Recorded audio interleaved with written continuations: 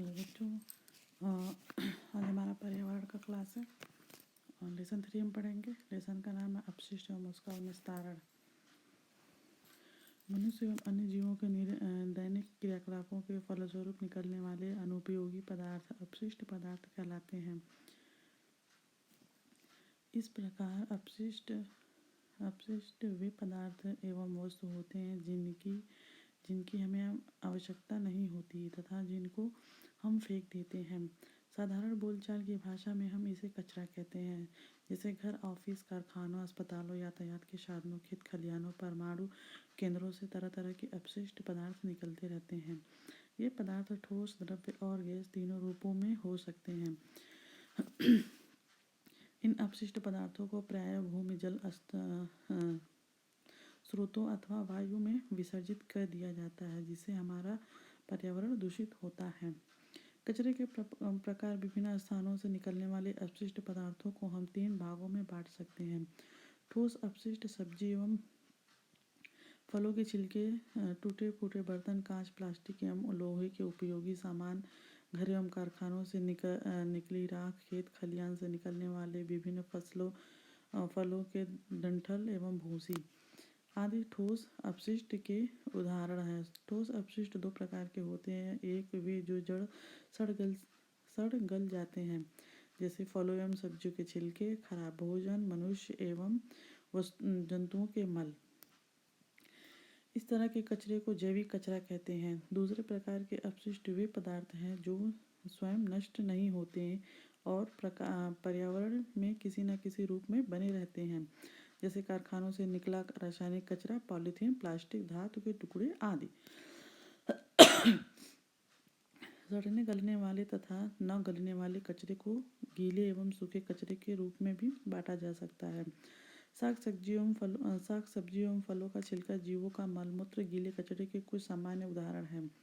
कांच, ceramic, plastic एवं धातु के टुकड़े, प्लास्टिक आदि सूखे कचरे के उदाहरण हैं। द्रव्य अपशिष्ट, नलियों और सीवर का गंदा पानी और उर्वरक, चमड़ा शोधन, विद्युत उत्पादन केंद्रों द्वारा तथा उद्योगों से निकलने वाला गंदा और विषैला जल द्रव्य अपशिष्ट के उदाहरण हैं। आइए निम्नलिखित बिंदुओं पर आपस में चर्चा करें। फैक्ट्री कारखानों के चिमनियों से निकलता है, वह किस रंग का होता है? ऊपर जाकर वह कहाँ मिलता है? गैसीय अपशिष्ट, लकड़ी एवं कोयले के जलने से निकलने वाला धुआं, कारखानों की चिमनियों से निकलने वाला धुआं, परिवहनों के साधनों से निकलने वाला धुआं, कूड़ा करकट एवं मरे हुए जीवों के सड़ने से निकली गैसों की दुर्गंध आदि गैसीय अपशिष्ट है। इसी प्रकार चूल्हे, अंगीठी, सिगरेट, बीड़ी आदि से भी धुआं निकलता है। धुएं में कार्बन के ऑक्साइड के अतिरिक्त कुछ हानिकारक गैस व ठोस कणीय पदार्थ पाए जाते हैं। यह धुआं गैसीय अपशिष्ट का मुख्य उदाहरण है। अपशिष्ट पदार्थों के स्रोत, अपशिष्ट पदार्थों के स्रोतों को निम्नलिखित वर्गों में बांट सकते हैं। पहला, घर एवं ऑफिस से निकलने वाला कचरा। दूसरा, कृषि, चिकित्सा एवं औद्योगिक क्षेत्रों से निकलने वाला कचरा। प्राकृतिक घटनाओं एवं युद्ध से निकलने वाला कचरा। घर एवं ऑफिस से निकलने वाले कचरे के अंतर्गत रसोई घर का कचरा, जैसे फल एवं सब्जियों के छिलके, खराब हुआ भोजन, घरेलू कार्यों जैसे नहाने, कपड़ा धोने से निकलने वाला गंदा जल, शौचालय का मलमूत्र, पालतू पशुओं का मलमूत्र, पॉलीथीन, कांच एवं प्लास्टिक के टूटे सामान, पुराने समाचार पत्र एवं मैगजीन, पुरानी फाइलें, खराब दवाइयाँ, बेकार हो चुके उदाहरण, फर्नीचर, वाहन आदि आते हैं। इसी तरह का कचरा कार्यालयों से भी निकलता है। ई कचरा घर और ऑफिस से ई कचरा अर्थात इलेक्ट्रॉनिक कचरा भी निकलता है। इसके अंतर्गत खराब computer, mobile phone, CD, battery व अन्य इलेक्ट्रॉनिक उपकरण जैसे TV, fridge, washing machine, AC आदि आते हैं। औद्योगिक क्षेत्रों से निकलने वाले कचरे के अंतर्गत सभी तरह के फैक्ट्रियों एवं मिल जैसे स्लाटर हाउस, शराब की भट्टी, टेक्सटाइल, पेपर, स्टील मिल्स से निकलने वाला ठोस एवं तरल कचरा आता है। थर्मल पावर प्लांट, यूनिकल प्लांट से निकलने वाली राख, धुआं, गर्म पानी और रेडियोधार्मिक पदार्थ सभी औद्योगिक कचरे के रूप हैं। पुरानी इमारतें और भवनों के ढहने अर्थात गिरने से वो इमारतों के निर्माण में निकली सामग्री जैसे ईंट, पत्थर, सीमेंट, बालू आदि भी औद्योगिक कचरा है। धातु के निष्कर्षण में भी ठोस व तरल कचरा निकलता है। कृषि क्षेत्र में कुछ जैविक और अजैविक अपशिष्ट जैसे सूखी पत्तियां, डालियां, भूसी, उर्वरक व कीटनाशक निकलते हैं। यातायात के समस्त साधन गैसीय अपशिष्ट के रूप में स्रोत हैं। वाहनों से निकलने वाला धुआं गैसीय अपशिष्ट है जो वायु प्रदूषण का मुख्य कारण है। चिकित्सक अपशिष्ट जो कि अस्पतालों और दवाखानों से निकलता है जैसे पट्टी, बैंडेड, खराब दवाएं, उपचार में उपयुक्त रुई, सिरिंज आदि बहुत हानिकारक होता है। अपशिष्ट के रूप में एकत्र हुआ यह कचरा अनेक तरह के संक्रमण का एक कारण होता है। प्राकृतिक घटनाएं जैसे बाढ़, तूफान, भूकंप, ज्वालामुखी, चक्रवात आदि के बाद भी अपशिष्ट के रूप में मलबा, लावा, राख आदि निकलता है जो वातावरण में एकत्रित होता है। आप अपने आसपास विभिन्न क्षेत्रों से निकलने वाले कचरे की तालिका बनाएं। स्थान कचरा, घर, विद्यालय, खेत, अस्पताल, कारखाना, दुकान। अपशिष्ट संग्रह का प्रभाव। अभी तक आपने जाना कि किन किन क्षेत्रों से किस प्रकार के अपशिष्ट निकलते हैं। यदि ये अपशिष्ट इकट्ठे होते रहे तो पर्यावरण के लिए बहुत हानिकारक होंगे। ये मनुष्य के स्वास्थ्य पर बुरा प्रभाव डालते हैं। अपशिष्ट संग्रह के दुष्प्रभावों के कई उदाहरण हैं, आइए जानें। दिसंबर 1984 में भोपाल की यूनियन कार्बाइड पेस्टिसाइड फैक्ट्री से मेथिन आइसो साइनाइड गैस का रिसाव हुआ। इस गैस ने शहर के लाखों लोगों को प्रभावित किया तथा हजारों पीड़ितों की मृत्यु हो गई। अन्य लोग जीवन काल के लिए अनेक बीमारियों जैसे कैंसर, सांस फूलना, सिर दर्द, अंगों का शून्य होना से ग्रसित हो गए। इस घटना को भोपाल गैस त्रासदी के नाम से जाना जाता है। इस घटना के बाद भी फैक्ट्री के कचरे के रूप में घातक रसायन निकले जिसने आसपास के क्षेत्रों की मिट्टी और जल को प्रभावित किया। आज भी इन अपशिष्टों का दुष्प्रभाव वहां की आने वाली पीढ़ियों में देखा जाता है। फलों को नुकसान पहुंचाने वाले कीटों को नष्ट करने के लिए कीटनाशकों जैसे DDT का उपयोग किया जाता है। इसके इस्तेमाल से फसलों का उत्पादन उन्नत हुआ है, लेकिन यह रसायन कीटों के साथ साथ मानव व अन्य जंतुओं के लिए अत्यंत हानिकारक है। यह कीटनाशक लंबे समय तक मिट्टी में उपस्थित रहता है और नष्ट नहीं होता है। इस कारण कई देशों ने इसके इस्तेमाल पर रोक लगा दी है। एस्बेस्टॉस का एक रेशेदार सिलिकेट रसायन होता है। एस्बेस्टॉस चादर का प्रयोग छतों और दरवाजों के निर्माण के लिए किया जाता है। अपशिष्ट के रूप में फेंका गया यह रेशेदार पदार्थ हमारे शरीर के अंदर पहुंचकर फेफड़ों को नुकसान पहुंचाता है। यह एस्बेस्टोसिस नामक बीमारी का कारण होता है जिससे श्वास क्रिया प्रभावित होती है।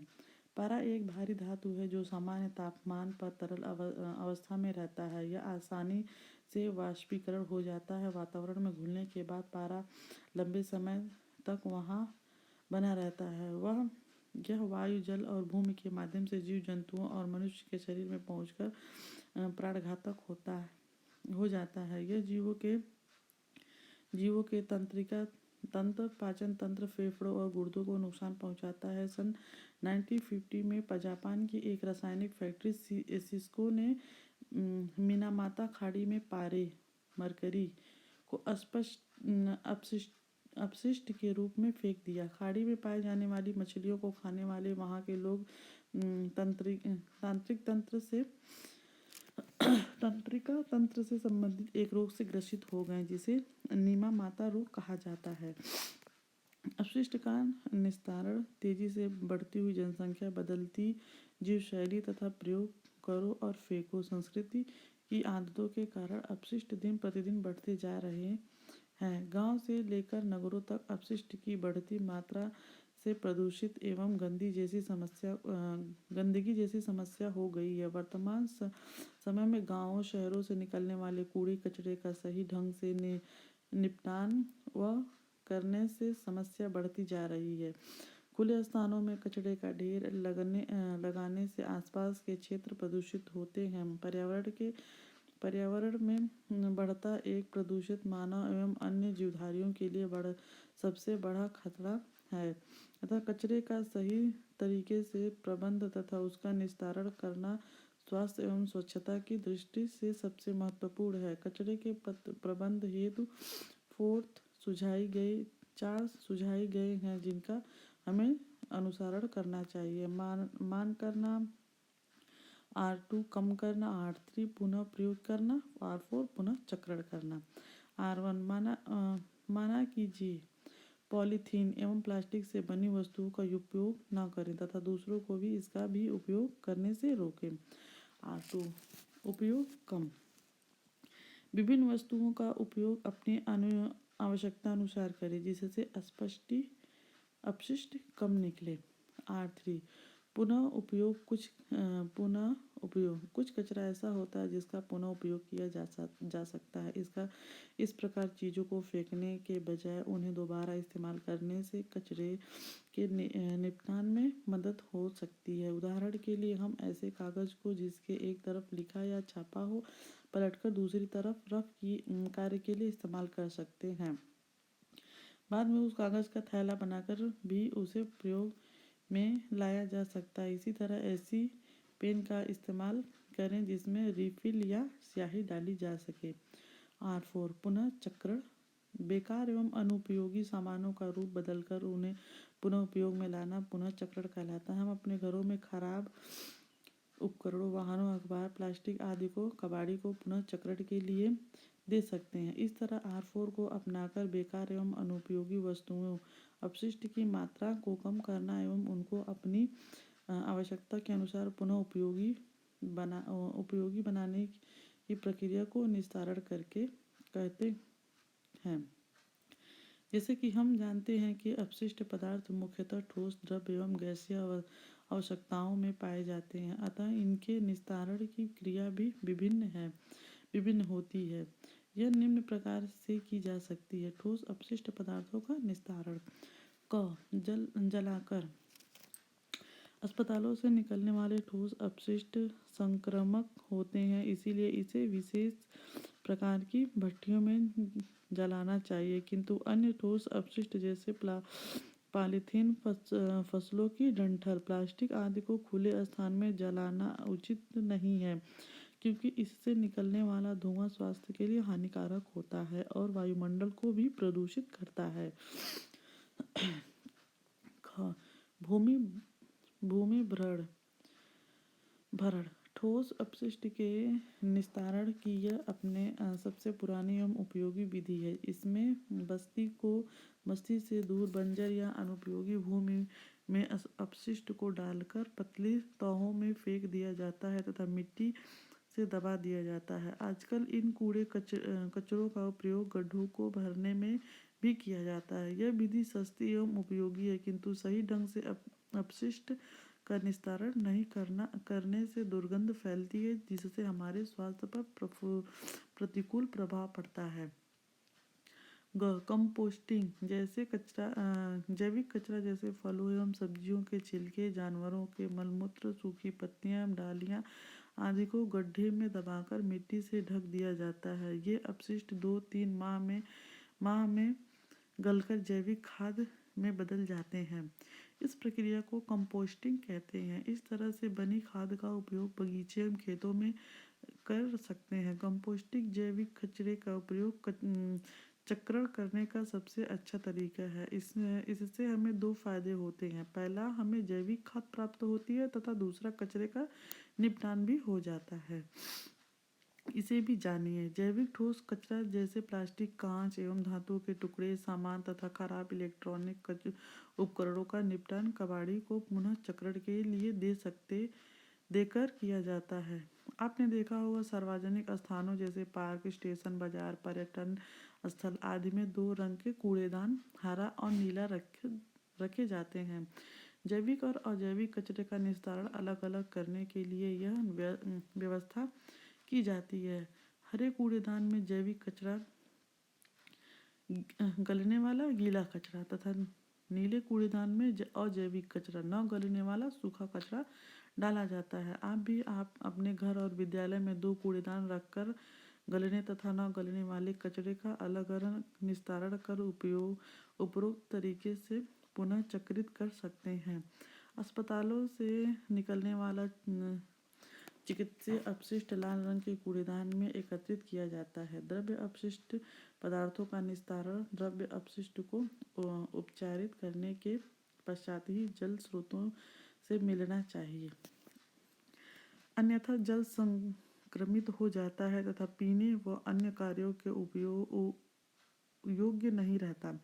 शहरी इलाकों में सीवेज सिस्टम से गंदे पानी का निकास होता है, जबकि ग्रामीण क्षेत्रों में खुली नालियों से पानी का निकास होता है। शहरों में सीवेज ट्रीटमेंट प्लांट (एसटीपी) होता है, जहां शहर के गंदे जल को उपचारित किया जाता है। ग्रामीण क्षेत्रों में अपशिष्ट जल के निकास स्थान पर सोकपीट बनाकर जल को उपचारित किया जाता है और उसे पुनः उपयोगी बनाया जाता है। आओ जाने गंदे पानी के निस्तारण के लिए कैसे सोकपीट तैयार किया जाता है। घर से कुछ दूर एक गहरा गड्ढा खोदे, उसकी सतह में ईंट पत्थर के टुकड़े डाल दे, खपरेल की टूटन डालकर बालू की परत बिछा दें, गड्ढे को ऊपर से ढक दें। इस प्रकार आपका सोकपीट तैयार हो जाएगा। ऊपर से कभी कभी चूना छिड़के नाली द्वारा पानी बहने के स्थान को सोकपीट से जोड़ें। गैसीय अपशिष्ट का निस्तारण ईंट भट्ठों उद्योगों की चिमनियों को ऊंचा करके तथा उनमें घूम अवक्षेपक लगाकर गैसीय अपशिष्ट का उचित निस्तारण किया जाता है। इसी तरह बायोगैस का उपयोग घरेलू ईंधन के रूप में करके तथा लकड़ी, कोयला आदि से भोजन पकाने के स्थान पर गैस चूल्हे (एलपीजी) का प्रयोग करके गैसीय अपशिष्ट की मात्रा को कम किया जाता है। अपशिष्ट निस्तारण हेतु सरकारी प्रयास सामुदायिक स्वच्छता बनाए रखने एवं अपशिष्ट पदार्थों के उचित निस्तारण के लिए विभिन्न इकाइयों द्वारा विविध प्रकार के कार्यक्रम और अन्य अभियान चलाए जा रहे हैं। हमें इनके बारे में जानकारी रखनी चाहिए तथा इन योजनाओं का भरपूर लाभ उठाना चाहिए। इकाई सार्वजनिक स्वच्छता एवं अपशिष्ट के निस्तारण हेतु चलाए जा रहे कार्यक्रम। ग्राम पंचायत सफाई। ग्राम पंचायत जल निकासी हेतु नलियों द्वारा निर्माण और उनकी नियमित सफाई, सार्वजनिक कूड़े घरों, घूर गड्ढों का निर्माण, कुओं व तालाबों की नियमित सफाई तथा उनमें ब्लीचिंग पाउडर का छिड़काव।